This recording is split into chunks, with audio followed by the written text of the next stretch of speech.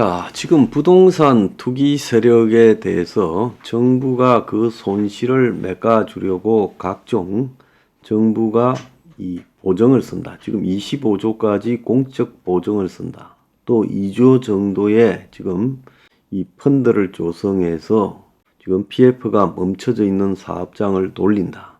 대주단 협약을 통해서 지금 대주단의 부도를 막고 그 중에 살릴 수 있는 것은 살리려고 한다. 그래서 부동산이 꺼져가니까 지금 정부가 그걸 막으려고 안간힘을 쓰고 있어요. 외견상으로는 부동산이 꺼지게 되면 이 PF 문제가 다 부실 처리가 될 거고, 그렇게 되면 돈을 수십조, 지금 외견 공식적으로는 지금 133조의 부동산 PF가 터질 거다. 비공식적으로는 한 200조가 터질 수가 있다. 그러면 한국의 금융기관들이 문제가 될 거고, 결국 상당수의 건설회사와 상당수의 금융기관이 문을 닫는, 그러면서 금융위기가 오는 사태가 벌어지지 않겠느냐. 그것은 매우 심각한 한국의 최대의 부채 위기 사태가 발생하는 거기 때문에 그걸 막기 위해서 정부가 지금 건설사, 시행사, 그리고 금융사 등을 살리려고 안간힘을 쓰고 각종 지원을 해주는 것 외에도 지금 보금자리론을, 신혼특례 보금자리론을 41조 7천억을 풀고, 또 더 나아가서 50년 만기 주담대, DSR 완화, 그리고 다주택자에 대한 규제 완화 등을 해주고 있다.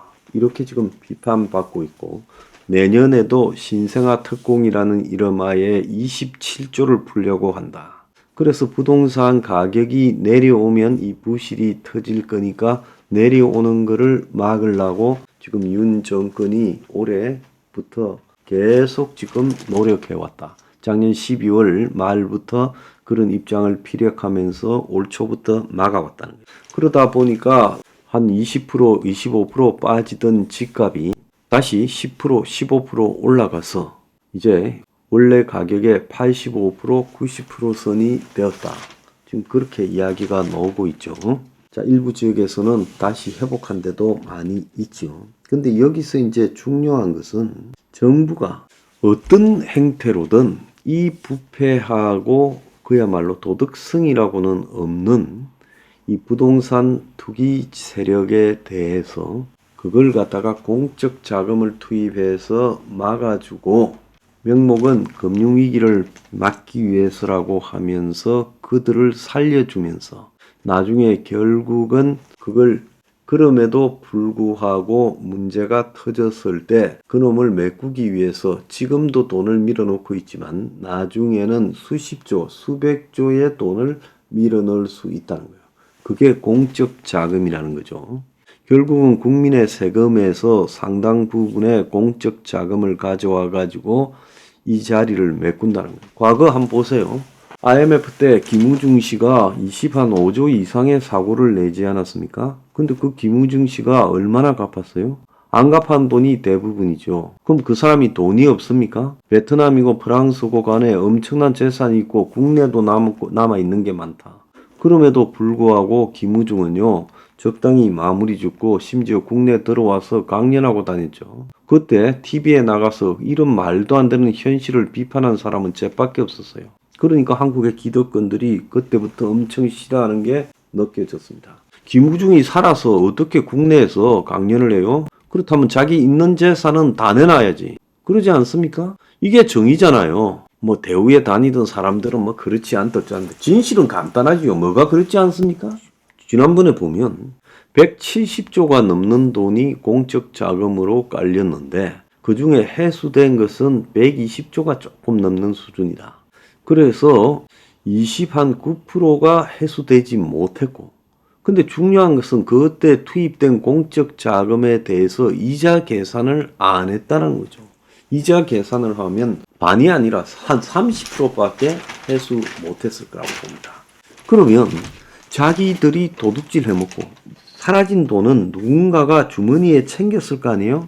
저축은행 사태 때 2011년쯤에 보면 심지어 뭐 스포츠카가 한 10대쯤 있고, 그리고 무슨 충청도 한 항구에서 밀항을 시도한 저축은행 회장도 있고, 그 부산저축은행 같은 거 보면 대장동에도 몇천억을 깔 정도로 돈 몇천억씩을 우습게 알고 해먹었죠 다.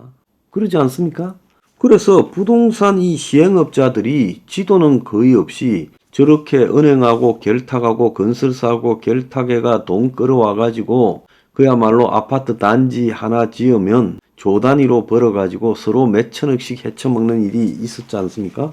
대장동의 김만배가 한 8천억에서 1조 사이를 벌어먹고 그걸 금융기관 그리고 돈 전주든가 나눠먹은 게 다 드러났잖아요. 뒤 빠진 놈들도 다 미기고. 그런 어떤 이 부패한 시행사와 건설사, 금융기관의 이 서로 간의 합의에 의해서 아파트 가격 바가지가 이루어지고 있다는 거예요. 그러면 진작 정부가 아파트 사업에서 과도한 이윤이 창출되고 있다. 그래서 이 아파트 사업 전반에 대해서 정부가 조사에 들어가서 은행이 이자를 과도하게 받아먹는 부분, 또 시행사가 수천억씩 챙기는 부분, 또 건설사가 사실상 시행사를 자기 바지회사로 만들어가지고 시행사에서 벌은 돈도 다 건설사가 갖고 가고, 또 건축비에서도 엄청난 하청 지하청 구조를 통해서 뇌물을 챙겨먹는 구조라는 거. 자, 이런 것들을 다 조사해서 집값이 거품 위에, 이런 거품 위에 만들어져 있다는 걸 폭로했어야죠. 대한민국의 아파트 값은 새로 신축 분양하는 아파트 가격은 그 아파트에 들어간 원가에다가 합리적인 이윤 등을 보태서 이루어지는 게 아니라 그냥 그 동네의 시세에 맞춰서 역으로 계산하죠. 요 동네의 아파트 한 평당 6천만 원 하면 기본적으로 분양 가격도 평당 6천에 맞춰서 분양하고 5천 하면 5천에 맞춰서 분양하기 때문에 솔직히 땅값과 건설비 하고 기타 비용을 제한 엄청난 거품이 숨어 있는 거예요. 그걸 다 비용 처리처럼 해가지고 건설사와 시행사와 금융기관이 수천억씩 해먹는다. 그러니까 400억을 빌려주고 1년 만에 뭐 73억을 받아갔다 이런 이야기까지 나오는 거 아니겠어요? 그런데 문재인 정권도 윤석열 정권도 한 번도 내가 보지 못한 일이 뭔가 하면 정말로 신기하게 생각하는 일이 거품에서 비롯되어 있는 아파트 분양 가격에 대해서 제대로 조사하고 그래서 거기에 숨어있는 비리구조, 시행사가 얼마를 먹고 또 건설사가 얼마를 먹고 시행사가 사실은 건설사에 빠지고 김만배 같은 경우는 50억 클럽을 배경으로 쓰고 이재명을 얻고 있기 때문에 그래도 독자적으로 시행을 끝까지 해먹었는데 저런 사람은 별로 없고요. 대부분 이 시행사가 사실상 건설사의 바지로 전락하게 돼 있죠. 자기 자본이 별로 없고 또 더 나아가서 땅값을 살 돈도 없고 그리고 금융사에서 브릿지론부터 PF까지를 받아내는데 건설사에 보증을 써주게 되면 건설사가 다 먹을라 들죠.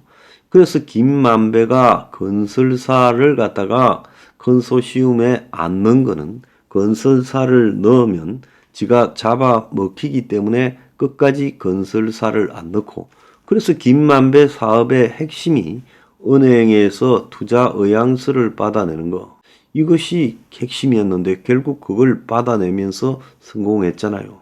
그러니까 김만배가 화려한 인맥을 통해 가지고 돈을 주는 거를 약속하면서 금융기관으로부터 직접 여기에 투자하겠다라고 투자 확약서를 받아냈기 때문에 김만배는 자기가 헤쳐먹을 수가 있었던 겁니다. 그런데 정부는 그간에 어떻게 해왔어요?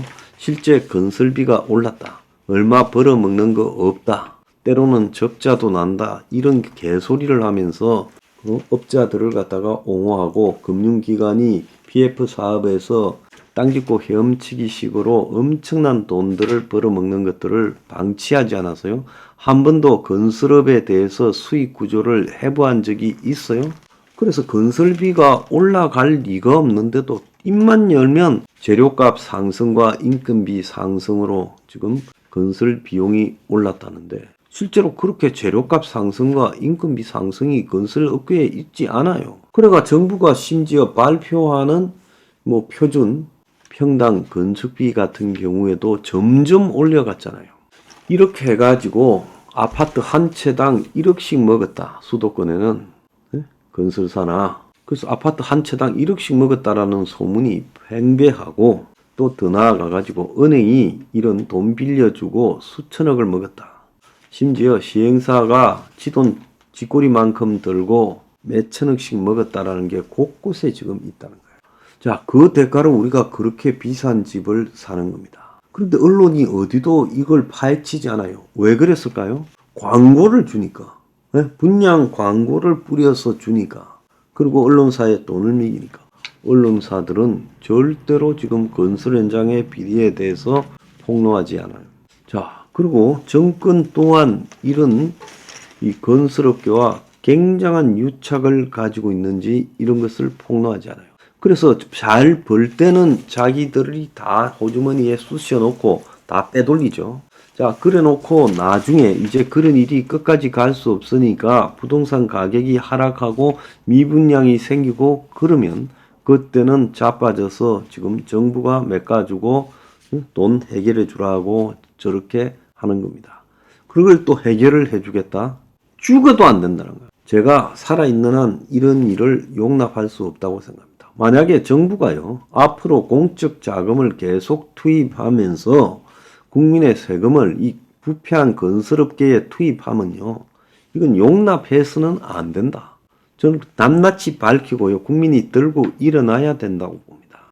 그래서 윤 정권이요, 적당히 지금 건설업계에 부도나는 부분을 메꿔가면서 시간 끌어가면서 총선이나 이기고 보자 이런 식으로 하고 있는데요.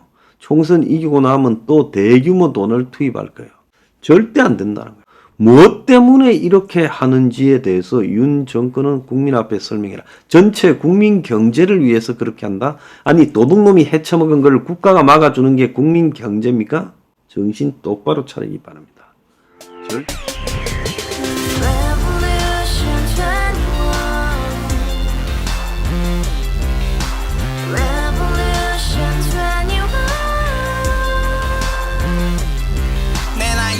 월세 30 코인빚만 300 서울에 온지 벌써 10년 아둥바둥 버텼지만 여전히 난 반지 하에 제왕 곰팡이 연문제약 내 미래는 깡통망통 완전히 폭망 고시원 창문만큼 작아진 내 꿈 연애 결혼 내 집 모든 게 헛꿈 1년 전 떠난 여친 울며 말했지 같이 써봤자 평생 가본 게 꼭꼭꼬라지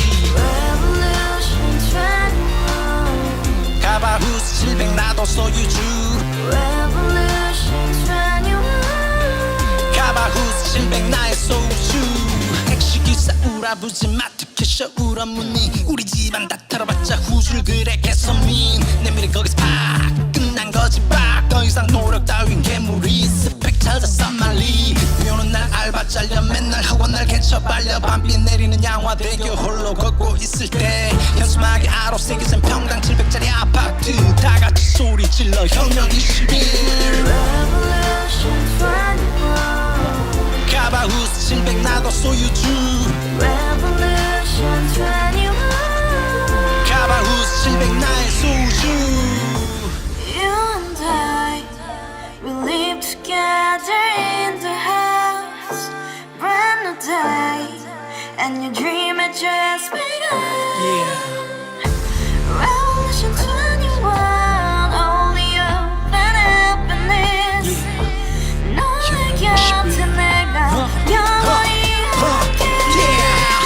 지금까지 정치인들 입만 열면 찝찝찝 개소리 멍멍멍 쳤다 하면 뻥 잘난 부모 많아 잘난 학교